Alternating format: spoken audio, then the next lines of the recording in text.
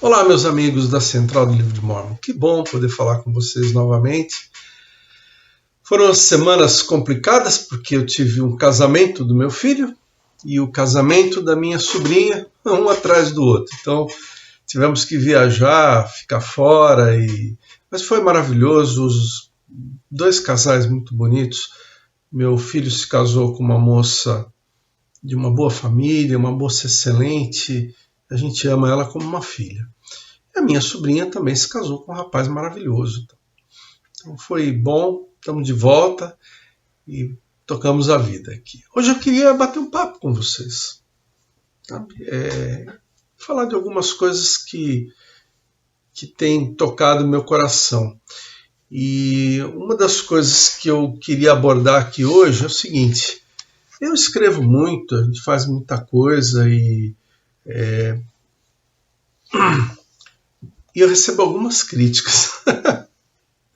Não precisa se preocupar, irmãos. Quem critica não precisa se preocupar. Eu não vou me afastar da igreja por causa de alguém que criticou. E de fato, muitas críticas tentam ser construtivas. E algumas, mesmo tentando ser construtivas, acabam não sendo. As pessoas parece que elas estão procurando uma coisinha pequena para achar algum defeito naquilo que você falou. Aí um dia fui falar uma escritura, acabei trocando o versículo 27 pelo 29, aí a pessoa escreveu, desculpa, acontece, irmãos. Mas eu queria colocar um pouco sobre isso pelo seguinte,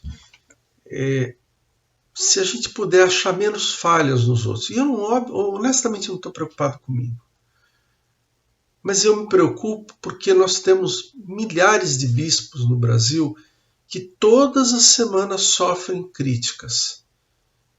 E aí o que acontece? O bispo falou não sei o que não devia ter falado. Ele ficou quieto, mas você achou que ele devia ter falado alguma coisa. Ele estava com dor de dente um dia, passou mal-humorado por causa da dor de dente, e você acha que ele não gostou de você. Mas não é assim. Tirar essa presunção negativa. O rapaz, ele teve um divórcio, todo mundo gostava da ex-esposa dele, ele se casou de novo, e aí ele tinha vergonha de estar na igreja. Ele falou, eu queria estar em outro lugar onde as pessoas não ficam me olhando com um olhar de censura. E ele veio falar comigo sobre isso, eu entrevistei, eu olhei para ele e falei, irmão, talvez alguém faça isso mesmo. Talvez alguém critique por trás.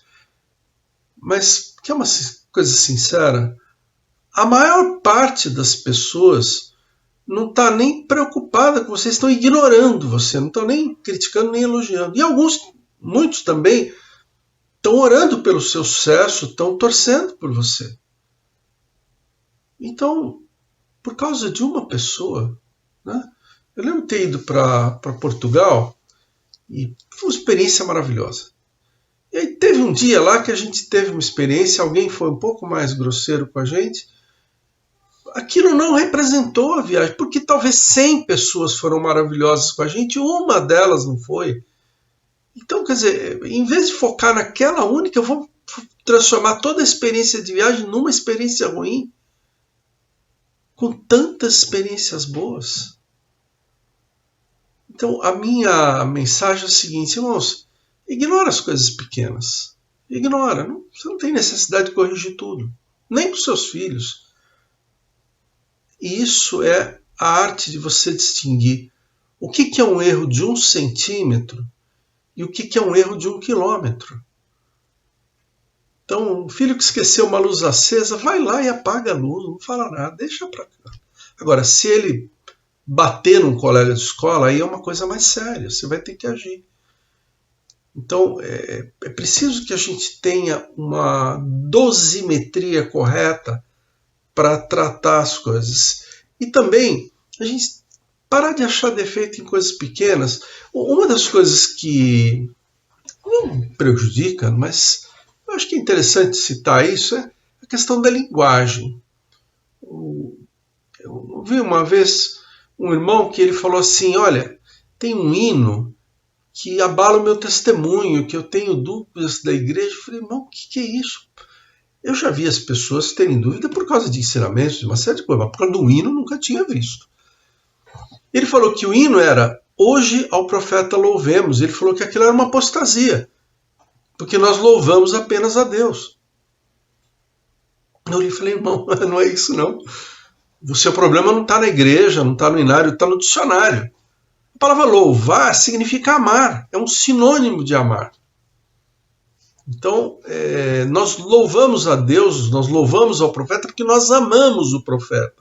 Render louvores é render sentimentos de amor. Não tem nada de errado nisso. Tá? Agora, adorar é diferente. Adoração é uma coisa que você faz só a Deus. Mesmo assim, em português, algumas pessoas usam esse termo como um sinônimo da palavra amar. Por exemplo, eu adoro sorvete de creme. Significa que a pessoa se ajoelha para o sorvete de creme? Não, é isso. Significa que ela gosta de sorvete de creme. Que não tem nada de errado. Então, a linguagem não é perfeita, não precisa ser tão severo. Talvez a gente possa ensinar o que é certo sem precisar corrigir o que está errado, pelo menos numa coisa tão pequena. Ou, dependendo do contexto, por exemplo, se há um líder que vai falar e fala, não, prefiro usar o termo tal, explica o conceito, aí você está corrigindo sem fazer uma crítica severa. Outra coisa, por exemplo, uma vez eu falei para um líder assim, irmão, eu estou com uma dúvida aqui em relação... O irmão pulou ali, não, você não pode ter uma dúvida, você está duvidando. Eu falei, irmão, para com isso. É uma pergunta só, não estou duvidando de nada, não. A gente usa o termo duvidar como ter uma pergunta. Em inglês, não é assim. Em inglês, duvidar é duvidar mesmo. Mas em português, não. Então, deixa as coisas para lá.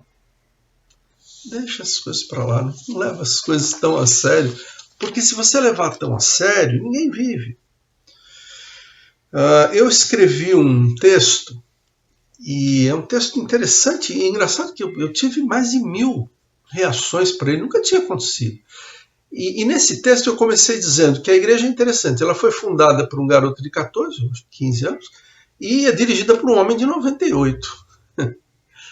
E quando eu escrevi isso, os irmãos adoraram o texto. Eles escreveram, irmão Mauro, não diga que a igreja foi fundada, ela foi restaurada por Joseph Smith.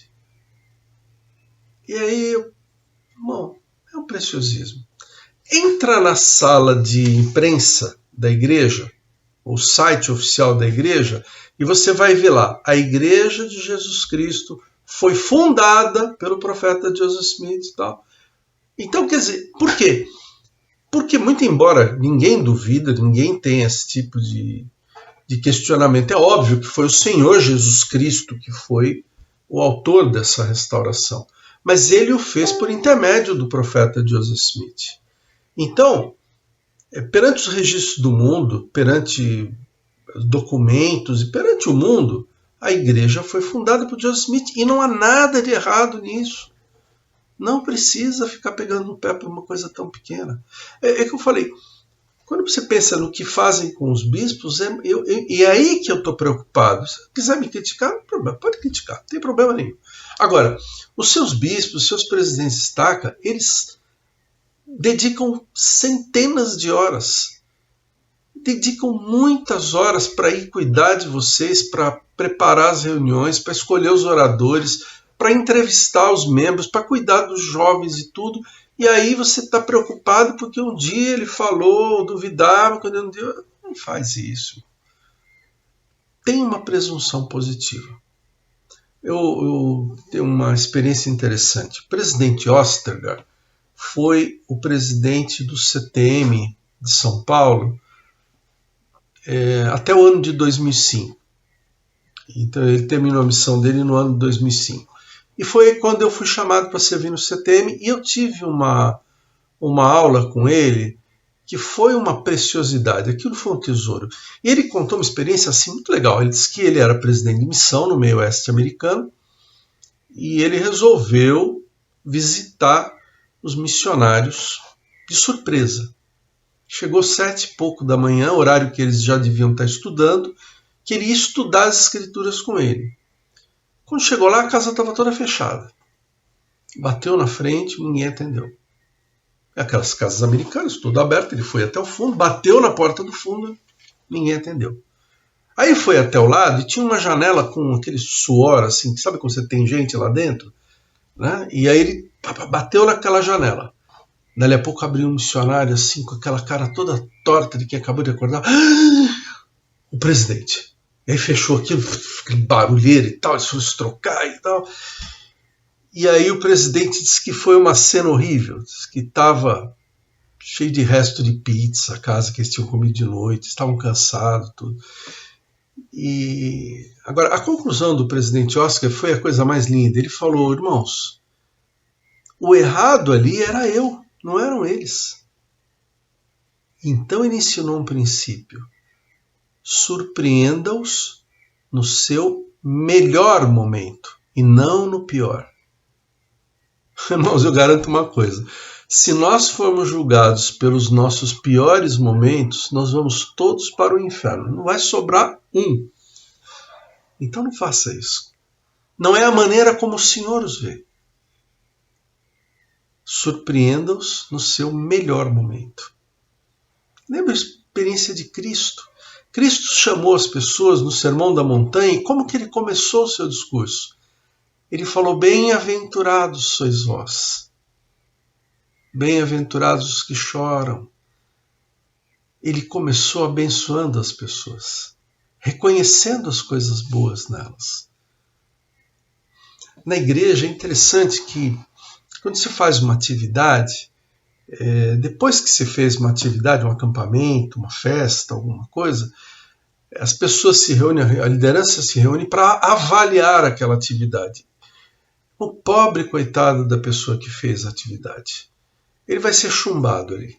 Tudo que é defeito, fez feito isso errado, aquilo, está errado. E aí eu aprendo a lição que eu aprendi com o presidente César Milda, a quem eu cito com liberdade, porque depois ele me perdoa, porque eu não pedi autorização antes, mas é uma citação positiva. E ele ensinou uma coisa muito interessante quando ele era presidente de destaque. Ele falou, quando você for avaliar uma atividade, você não vai avaliar os pontos negativos, você vai avaliar somente os pontos positivos. Você só vai ver aquilo que foi de bom. Quando você tiver o ano que vem preparando a próxima atividade, aí você pega e fala, bom, olha, vamos corrigir aqui, e você prepara para não cometer o mesmo erro na próxima.